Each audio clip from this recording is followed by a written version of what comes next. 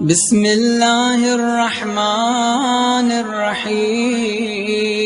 کہنے والے یہ کہتے ہیں کہ آپ عربی پڑھنے کا کیا فائدہ ہے، عربی پڑھتے کیا فائدہ ہے؟ نہیں، رب ذوالجلال کا کلام ہے، نور ہے۔ آپ اگر قرآن کریم کا کوئی سورہ پڑھ کر پھونکتے ہیں اور کسی پانی پہ دم کر کے کسی مریض کو پلا دیتے ہیں تو اس کو شفا ملتی ہے یا شفا نہیں ملتی؟ بالکل شفا ملتی ہے۔ بالکل اسی طرح سے انسان اگر اس قرآن کریم کی آیتوں کو پڑھتا ہے تو آیات قرآنی کو دیکھنے کا ایک الگ ثواب ہے، اسے پڑھنے کا ایک الگ ثواب ہے، اسے سننے کا ایک الگ ثواب ہے، اسے یاد کرنے کا الگ ثواب ہے۔ لہٰذا اس بات سے کوئی انکار نہیں کر سکتا کہ صرف قرآن کریم کی عربی کی تلاوت کرنے کا کوئی فائدہ نہیں ہے، اور اگر آپ اسی فارمولے کو ہر جگہ پر اپلائی کریں گے تو پھر وہاں جا کر کیا کریں گے کہ جہاں بہت ساری چیزیں ایسی اس دنیا کے اندر ہیں کہ جن کا ٹرانسلیشن ہے ہی نہیں۔ مجھے یہ بتائیے، جب آپ کسی واٹر فال کے دہانے پر جا کر کنارے پر جا کر بیٹھتے ہیں اور پانی کا چھم چھم کر کے گرنے کی آواز پتھروں سے ٹکراتے ہوئے جو آتی ہے، کیا اس کا کوئی ٹرانسلیشن موجود ہے اس دنیا میں؟ جو چڑیوں کی چہچہاہٹ ہے ان کی آواز کا ٹرانسلیشن کوئی موجود ہے؟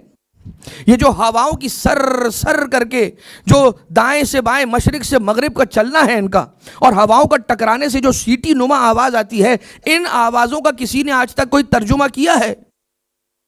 آپ کہیں گے ترجمہ نہیں کیا، تو پھر یہ بتائیے کیا یہ آوازیں انسان کی روح پر اثر انداز ہوتی ہیں یا نہیں ہوتی ہیں؟ انسان سی شور پر جا کر بیٹھتا ہے اور وہاں پر سی شور سے ٹکرانے والی جو لہریں ہیں اور ویوز ہیں، اس کی آواز سے ڈاکٹرز نے اور کچھ طبیبوں نے یہ کہا ہے کہ انسان کے ڈپریشن اور بلڈ پریشر کے اندر بہتری آتی ہے۔ تو یہ کیسے ہو گیا کہ جو رب ذوالجلال کی بنائی ہوئی مخلوقات ہیں ان کی آواز تو انسان کی روح پر اثر کرے اور پروردگار عالم کی آواز کا انسان کی روح پر اثر نہ ہو؟ لہذا قرآن کریم رب ذوالجلال کی آواز ہے۔ چھٹے امام علیہ السلام نے ایک ایسی حدیث ارشاد فرمائی کہ اگر اس حدیث کو بھی ہم نے تھام لیا تو تقریباً ہمارے مسائل قرآن کریم سے حل ہوتے ہوئے نظر آتے۔ ہم ظاہر سی بات ہے، ہم تو وہ ہیں کہ جو صرف قرآن نہیں بلکہ قرآن اور اطرت اہل بیت علیہ السلام کے ساتھ ساتھ تھامے جانے کے قائل ہیں، لیکن جو امام معصوم علیہ السلام ہی نے قرآن کی خصوصیات بیان کی ہے وہ آپ کی خدمت میں عرض کی جا رہی ہیں۔ چھٹے امام علیہ السلام فرماتے ہیں کہ مجھے تعجب ہے کہ لوگ چار مشکلات چار چیزوں کے ذریعے سے کیوں حل نہیں کرتے؟ اپنی چار بڑی مشکلات ان چار آیات قرآنی کے ذریعے سے کیوں حل نہیں کرتے؟ مجھے تعجب ہے کہ جسے خوف ہو وہ حسبنا اللہ و نعم الوکیل کیوں نہیں پڑھتا؟ چھٹے امام علیہ السلام فرماتے ہیں کہ مجھے تعجب ہے بڑا اس شخص پر کہ جسے خوف ہو وہ حسبنا اللہ و نعم الوکیل کیوں نہیں پڑھتا۔ اس لیے کہ جب حسبنا اللہ و نعم الوکیل پڑھتا ہے تو وہاں سے آواز آتی ہے فانقلبوا بنعمت من اللہ وفضل لم یمسسہم سوء، کہ یاد رکھنا ہم نے پلٹ دی تیری مقدر، تیرے مقدر کو پلٹ دیا ہے، اب برائی تیرے قریب نہیں آئے گی۔ انسان کہتا ہے حسبنا اللہ و نعم الوکیل اور وہاں سے آواز آتی ہے کہ فکر نہ کر، ہم نے تیری قسمت کو بدل دیا، اب کوئی برائی تیری طرف نہیں آئے گی، جس کا خوف تھا اب اس سے امان پا کر بیٹھ جا۔ جس کو غم ہے وہ لا الہ الا انت سبحانک انی کنت من الظالمین کی تلاوت کیوں نہیں کرتا؟ اس لیے کہ جب اللہ کا بندہ یہ آیت پڑھتا ہے تو پروردگار عالم اس جواب کے ذریعے سے اس کے غم کو دور کر دیتا ہے فاستجبنا لہ ونجیناہ من الغم وکذالک ننجی المؤمنین۔ کیوں نہیں پڑھتے لا الہ الا انت سبحانک انی کنت من الظالمین کی آیت کو؟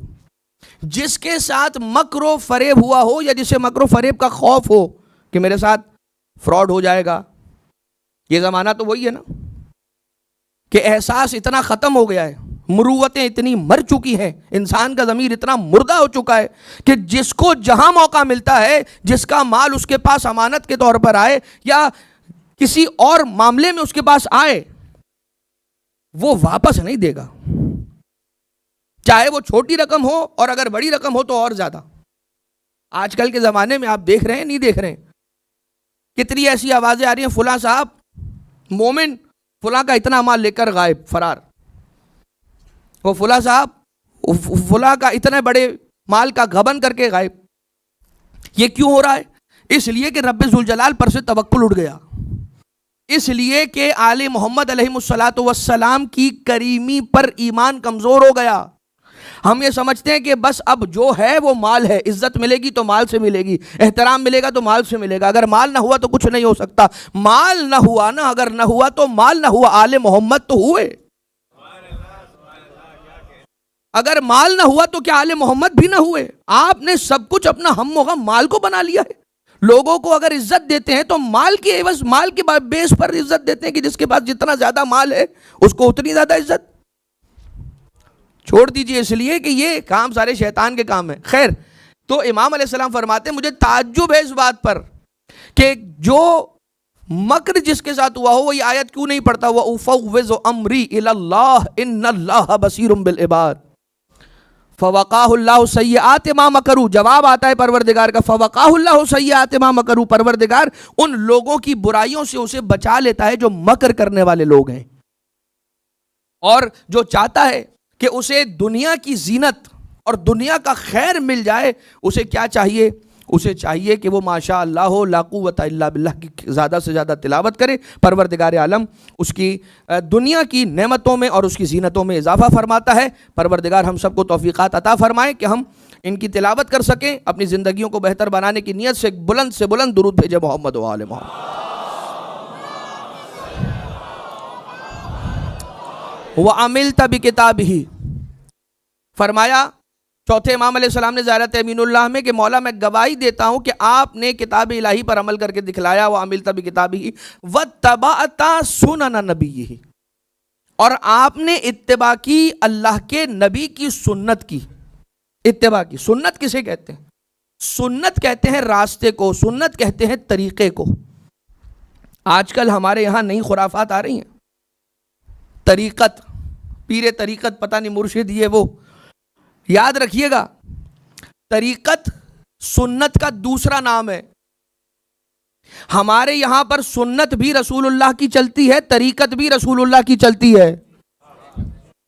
ہمارے یہاں پر سیرت بھی محمد مصطفیٰ اور آل مصطفیٰ کی چلتی ہے، طریقت بھی مصطفیٰ اور آل مصطفیٰ کی چلتی ہے، اور راستہ بھی وہی ہے کہ جو راستہ رب ذوالجلال نے ہمیں بتایا ہے فالو کرنے کا، یعنی کہ محمد و آل محمد علیہ السلام، ان کو چھوڑ کر اور کسی کی پیری مریدی کے اندر جانے کی ضرورت نہیں ہے، یہ بات یاد رکھیے گا۔